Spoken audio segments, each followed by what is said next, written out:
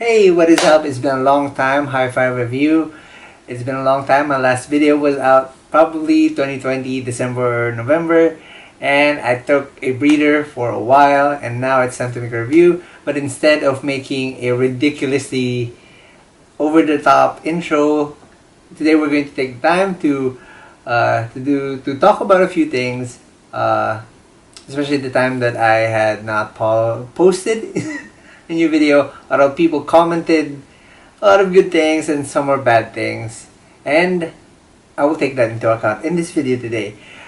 Someone called me very conyo for speaking in English, so I have decided that instead of talking in English, we're going to make the most conyo video ever. You thought I was gonna speak in Tagalog? No, magkokonyo tayo all the way. Since konyo daw ako, let's take it up a level. So, proceed to the next video! Now we proceed with unboxing. Here is the box of the phone. At the back is the spec, so pause it if you want to read it. And the front of the box is shiny metallic, and here is a mouse, so you can see how big the box is. And we proceed with opening it. And here we have the phone itself. It's in a sleeve.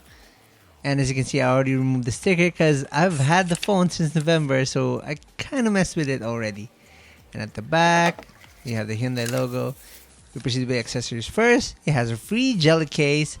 Feels pretty cheap, but at least it has a jelly case. We put it on the phone. And now we have the cable.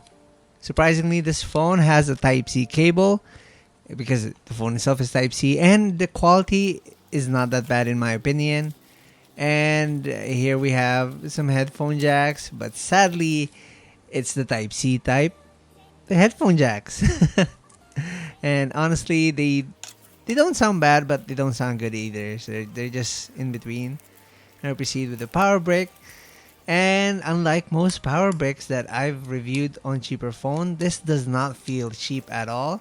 It's on par with probably Cherry mobile phones. So if that's a standard. We have a free tempered glass, by the way. We put that to the side, and we have the Hyundai instruction manual and a warranty card. I don't know if this phone is actually from Hyundai, but it says the address is from somewhere in China. So maybe that's up to debate. And an ejector pin. Now here naman sa likod, we remove the sticker because it's so makalat tignan. We begin with the conyo part. And so ito, we remove it. And surprisingly, it has a gloss finish sa likod. So that's very good. Gloss and matte, so it's very pearlish to look like, if word ba yun. And at the screen, we have a punch hole display on this phone, by the way. So not that bad, and it's a surprisingly good looking screen. So let's leave that later. Discuss that later. So we proceed with the front of the phone. Again, punch hole display. And the icons kind of look like Samsung if you've had Samsung phones. So yeah, that's that. And then at the back, that pearlish white, that's what I'm going to call it. It's very, very beautiful to look at. As you can see, it's quite awesome to look at. And here we have more photos. And by the way, this thing came with a free tripod. I just forgot to show you the unboxing of the package itself. But yeah, it came with that, so if you want to buy that, it has a free tripod. And then here is the camera. Obviously, it looks like it has 4 quad cameras, but obviously 3 of those is fake. And here we have the buttons all on the right side, I believe. And there's yung butas ng port. So like 2020. Here again, we have the Type-C. It's very shiny. On the left side, I believe, wala. Sobrang kinis niya. So, it's so makinis. And then at the top, we have the SIM tray. That's that. That's just a SIM tray. So, we open it up. Tusok-tusukin natin yan here. And voila. It's a standard, I think it's standard, what you call it. I already have an SD card and a nano SIM slot. Although sadly, single nano SIM siya. But I don't know how large you can put an SD card there, but probably up to 32 gigs, 64 gigs. I didn't try going higher. And now, ibalik na natin yung jelly case na yan. Now here you can see, kita naman na I already put in a lot of apps and the phone is handling it well because it truly has 32 gigs of internal storage. So marami kang pwedeng i-download dyan. And then we proceed with the N22 benchmark. Like, it's so like the best app I use for benchmarking phones. But here you got a score of 50,857. It's a Hyundai HD4 right on the front. And then we proceed with the specs. It's using MT6580. So hindi familiar, it's a very old processor. Android 6, old processor and old OS. Like, it's so 20 something something. 720p display, 8 megapixel camera. And here 2 gigs of RAM and 32 gigs internal. Again, it's showing MT6580 over there. And then 720 by 16,000 is the screen resolution, 320 dpi, so it gets very bright. And then at the front camera, we have a 5 megapixel sensor, but more like 0.1, which is the default video. It's also like the default camera, I think. It's hindi ako naniniwala na 5 megapixel in front camera so far. You'll see later in the sample pictures. But surprisingly, the multi-touch test shows that this phone has 10 points of touch, meaning they used a very good screen siguro to get that punch hole display on there. So let's proceed with a bit of gaming. Here I tried to play Solar Smash, and kitang-kita naman na the phone is not handling it well. There's a lot of frame drops. I guess it's too graphics intense for the old processor. The processor, like, it's so from 2015, something like that. You can see that technology goes a long way. So anyway, yeah, we try to crash the phone even more. We make it even slower by blowing up the sun. You can see the difference. The frame rate just drops. I mean, it just plummets. It's playing at like 5 frames per second. So that's very annoying to look at. So now here, I tried to play Mobile Legends, but sa sobrang lag ng phone, it's so annoying to look at. It's so annoying to load. And 3 hours later. 3 hours later and still not loading properly. Now here we finally found a game to play. And you can see naman, naglalag pa rin siya. This video, by the way, it's fast-forwarded. If you think the phone is fast, no, it's not. Mabagal siya, sobra. It's like a freaking turtle. And here, I choose a hero, and you can see more lag. It says Mia up there on the corner, but the animation is for Eudora. Oh, we finally got the game to play, and we are in the game. I think I already lagged because the other heroes already moved, and I just loaded the screen. So that's gonna be a problem probably if you're playing Mobile Legends. Unless mapagtiis ka. So kung kayo magtiis, kayo magkaroon ng mga jowa. Here we have the screen settings. You can see if you pause it, it goes to HDR mode and high settings. But don't do that because you'll probably crash your phone or game, or kaya sobrang may inis ka lang. Here you can see from the gameplay, you know, it's playable to some degree. It's still playable. And you can see naman, here I got the victory, but, you know, the lag isn't just worth it. Just don't play it. And see here, the phone dropped to 80%. I forgot to mention that earlier it was 92% and played probably like 15 minutes. So not bad, probably. It's just a few percentage, so not bad. And now here we go with the sound test. And you'll see in the video that I actually found a glitch in the phone probably.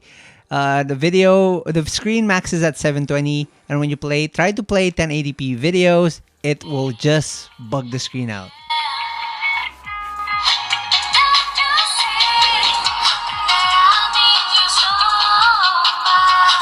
The way rinig nyo naman, tunog lata yung phone, so not the best, but usable pa rin. Usable. Keep that in mind, this is a budget phone. You can see naman the screen is lagging a lot, so recommended playing the videos only at 720p so you can maximize the greatness of the screen. And here you can compare the sound to my Redmi 8. In my opinion though, Redmi 8 beats the Hyundai a lot because mas buo yung sound niya. So Listen.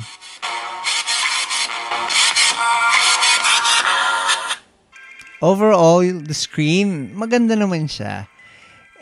It's 720, so maganda naman siya, but just don't expect you can watch Netflix at Ultra HD or something like that. But it's still good. You can play 60 frames per second as long as it's in 720p, so no 4K on this phone. Tandaan nyo, it's a budget phone, so that's that. So, and now we proceed with the juicy bits, the camera. This is what most people care about a budget phone, and you can see naman, the screen can get very bright. Well, bright enough that you can use it outside kasi most phones, diba, especially the cheaper ones, pag nasa labas ka na, di mo na makita yung screen, even on high-end phones. So here is the camera app. I hope you can see it. And yeah, it's very stock camera app. So here, let's take a few sample pictures. Kita naman, usable, 8 megapixel yung back, but not the greatest, but keep this in mind again. Budget phone to. Budget phone. So, usable. Front camera, not so much. Don't expect anything. It's like taking a picture straight out of museum. And here in low light, okay naman siya. But on videos, expected na yan sa mga camera ganito. Shaky and pangit and a lot of noise. So yeah, that's it. Tapos na yung review. That's it. That's about the review of the What am I kidding? I cannot try speaking in Konyo for a long time without laughing at myself. Anyway, that's the end of the review for the supposedly Hyundai HD4. And overall, for the price, 3,000. Yeah, with the shipping, I got it for 3,020. So the shipping was like 60 pesos. On Shopee, I don't know if you can still find it. The pros about this phone, it actually has a 720p screen, so it's very HD and usable for watching. The con is it's using an old processor, 2 gigs lang yung RAM. So yeah, I'm still trying to be Konyo for those who are bashing on me for being Konyo daw. And 2 gigs of RAM, I think 32 gig internal if I'm not mistaken. Maybe I have to check on it again. But it's not good for gaming at all. Probably light gaming like Candy Crush, something like that.